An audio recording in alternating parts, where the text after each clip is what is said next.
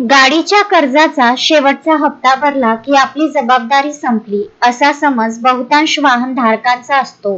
मात्र ही एक मोठी तांत्रिक चूक ठरू शकते. कर्ज पूर्ण फेडूनही जर तुम्ही आरसी बुकवरील बँकेचे नाव म्हणजेच हायपोथिकेशन कायदेशीर प्रक्रियेद्वारे काढून टाकले नाही तर ती गाडी कागदोपत्री पूर्णपणे तुमच्या मालकीची नसते.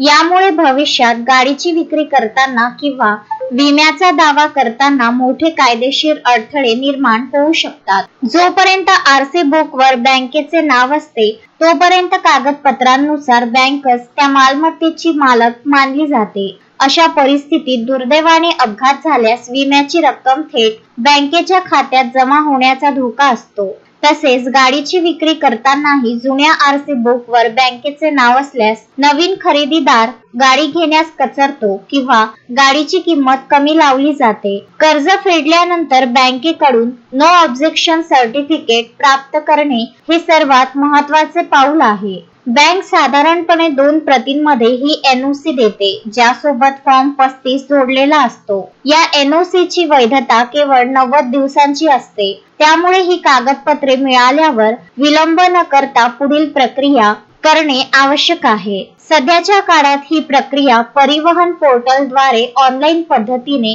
अत्यंत सुलभ झाली आहे. वाहन धारकांनी परिवहन पोर्टलवर जाऊन हायपोथिकेशन टर्मिनेशन हा पर्याय निवडावा. अर्ज करताना गाडीचा वैध विमा, पीयूसी प्रमाणपत्र आणि मूळ आरसी बुक हाताशी असणे गरजेचे आहे. पोर्टलवर आवश्यक शुल्क भरल्यानंतर त्याची पावती जपून ठेवावी. ऑनलाईन शुल्काची पावती आणि बँकेची मूळ कागदपत्रे संबंधित आरटीओ कार्यालयात जमा करावी लागतात.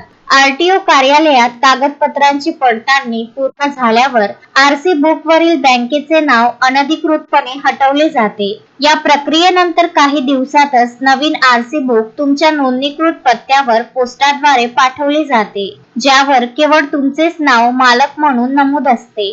केवळ आळसामुळे ही प्रक्रिया प्रलंबित ठेवू नका. आर्थिक व्यवहारांची पूर्तता झाल्यानंतर कायदेशीर मालकी हक्क स्वतःच्या नावावर करून घेणे हे एका सुजाण वाहन मालकाचे कर्तव्य आहे. ही साधी प्रक्रिया तुमच्या मालमत्तेचे पूर्ण संरक्षण सुनिश्चित करते.